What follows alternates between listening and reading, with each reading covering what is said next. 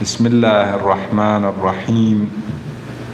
الحمد لله رب العالمين، وصلى الله وسلم على سيدنا ونبينا محمد وآله الطيبين الطاهرين. اللهم صل على محمد وآله.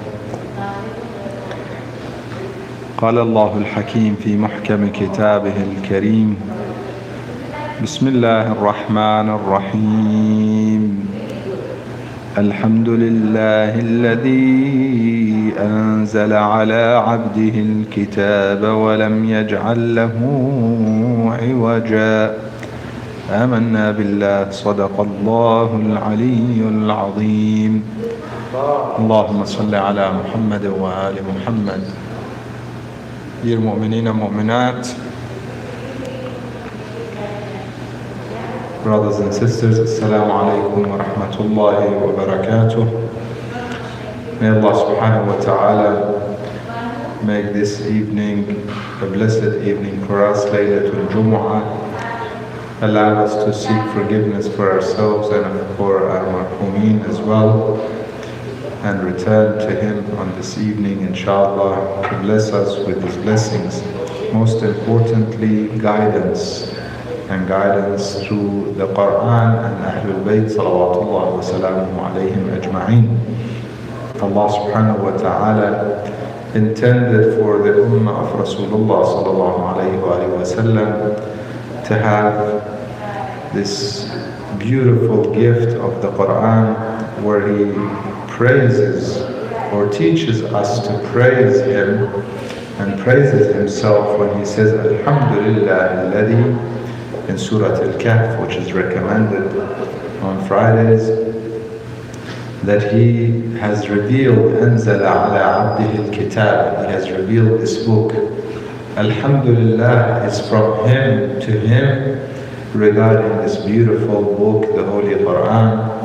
It is a great treasure, and we should take it with a lot of pleasure and happiness and praise to Him, and utilize the Holy Quran, as well as the Mufassirin, or those who best interpreted and explained the Holy Quran, none other than Ahlul Bayt salawatullah wa salamuhu alayhim ajma'een. Congratulations on the birth of Imam Musa al-Kazem alayhi salam, who was born, according to narrations, on the 20, some narrations, we have other records as well. However, some of the narrations suggest that he was born on the 20th of the month of Dhul Hijjah, after Eid al-Ghadir and before Eid al-Mubahala. This month is filled with auspicious occasions, including Eid al-Ghadir, Eid al-Adha, and Eid al-Mubahala, and the birth of Imam al-Hadi alayhi salam, and the birth of Imam al-Kazem alayhi salam.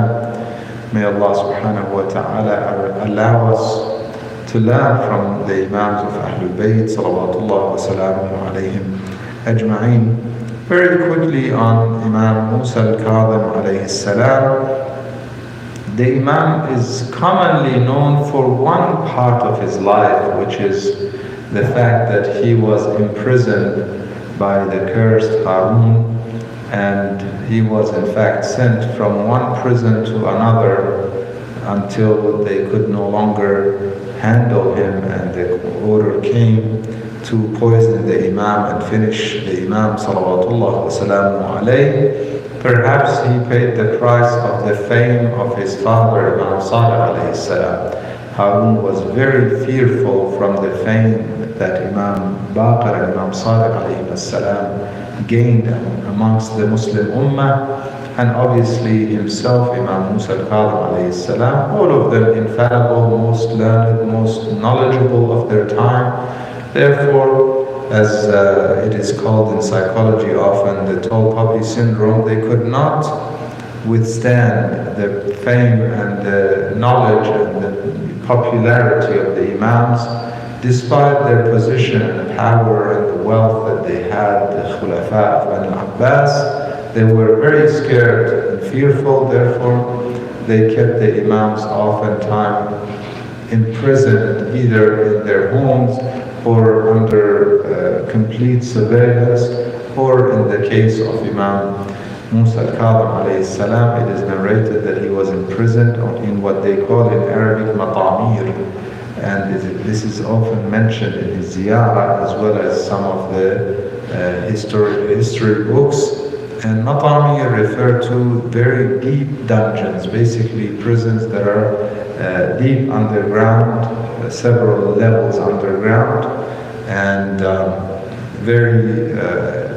basically a very difficult position. Nobody was allowed to visit or access, and that is why oftentimes it was very, very difficult on the Imam, on the Shia at the time, on the followers of Ahlul Bayt at the time, and some who were able to somehow get through connections, get to visit the Imams or see them, they would be in extreme grief and sadness.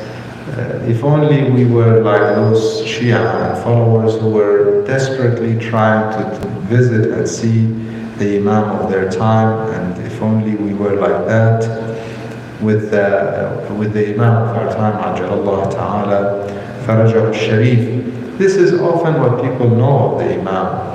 However, there's a lot more to the life and the lessons learned from the life of Imam Musa al-Kazem alayhi salam, especially with one of the famous students, Hisham ibn al-Hakam, who was one of the students of Imam Sadiq alayhi salam, and also students of Imam Musa al-Kazem alayhi salam.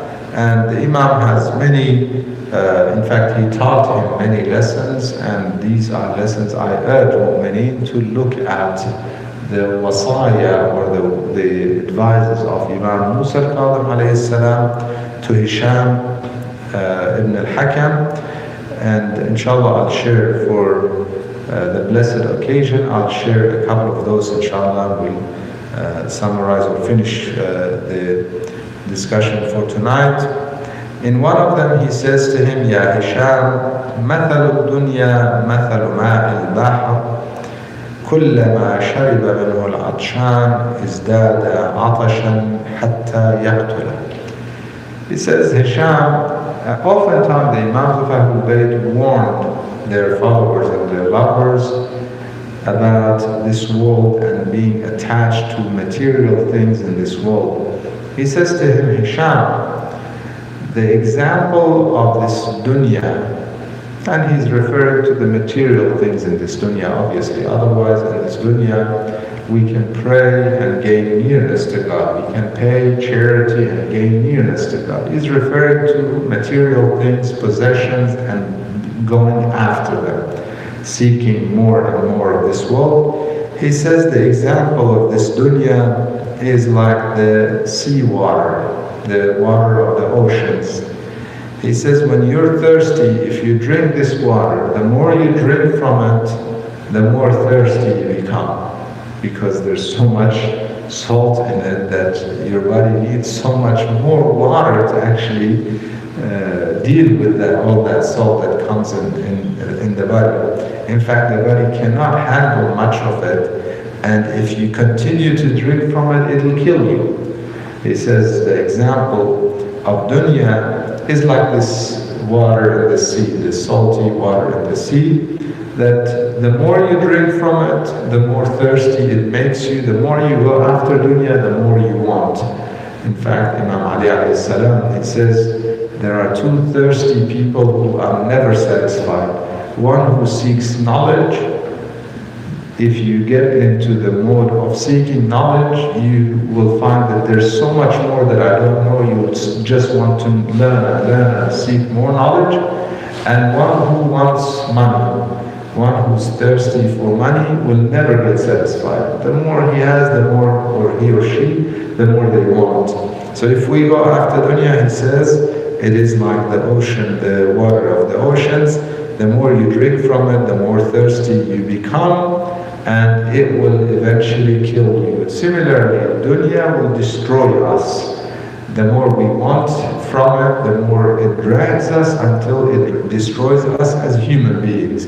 If we become materialistic, it is very unfair. I was discussing with some of the mu'mineen, we become more greedy to the point that some have so much. They have millions, and people around them are struggling for pennies, and these people cannot give it. They make up excuses, trust me. Those who who want to practice greed, they would never be satisfied with the title or an adjective of greedy. They won't be happy with that. They don't want to be called greedy. They don't want to believe that they're greedy. Therefore, they have to justify to themselves why they're being greedy. So they might come up with 1,000,001 excuses why they're not giving, but ultimately they are being greedy. And greed destroys faith. Greed destroys one's akhirah. And in fact, greed is one of the shackles that we refer to in Dua Kumail. Some of you, inshallah, we will pay attention. Some of you recall in Dua Kumail that we have aghlal, we have chains that keep us down. The dua, the Imam is saying that these aghlal, these chains are keeping me down. Dunya is deceiving me. These chains are keeping me down. Chains are all the connections and attachments to worldly things. Even if it is one's own children, if it is not loving them and connection to them for the sake of God. If it's simply for worldly reasons, that is also part of those chains. One other hadith, inshallah, a couple of minutes and we will finish. Again, he says to him, Ya Hisham, inna lillahi ala al-nas hujjatayn. Allah subhanahu wa ta'ala, this hadith, inshallah, I will translate now, and if, inshallah, we have life and the opportunity, in Salatul Jumu'ah, I intend to focus a little more on this hadith. He says, God has put two proofs against people. One is the apparent one, hujjatun zahira wa hujjatun batina. One is the hidden one. The apparent one is, he says, فَأَمَّا الظَّاهِرَةُ فَالرُّسُلُ وَالْأَنْبِيَاءُ وَالْأَئِمَّةُ. He says it is the messengers, the prophets, and the leaders, the divine leaders. And then the hidden one, which is a hujjah, a proof from God against us, that He will question us based on that, is our own intellect. وَالْحُجَّةُ الْبَاطِنَةُ وَأَمَّا الْبَاطِنَةُ فَالْعُقُولُ. Everyone will be judged based on their intellect and how much they understand. Inshallah, we'll elaborate on this hadith during Friday if we have the life and the opportunity. We ask Allah subhanahu wa ta'ala to grant us the opportunity to learn from the oceans of the knowledge of Ahlul Bayt, salawatullah wa salamu alayhim ajma'in, and put what we learn into practice. We ask Him to make us amongst those who listen to what's said and follow what's best. Walhamdulillahi Rabbil Alameen. Wa sallallahu wa sallam ala Sayyidina Muhammad wa alihi at-tayyibin at-tahirin. Allah.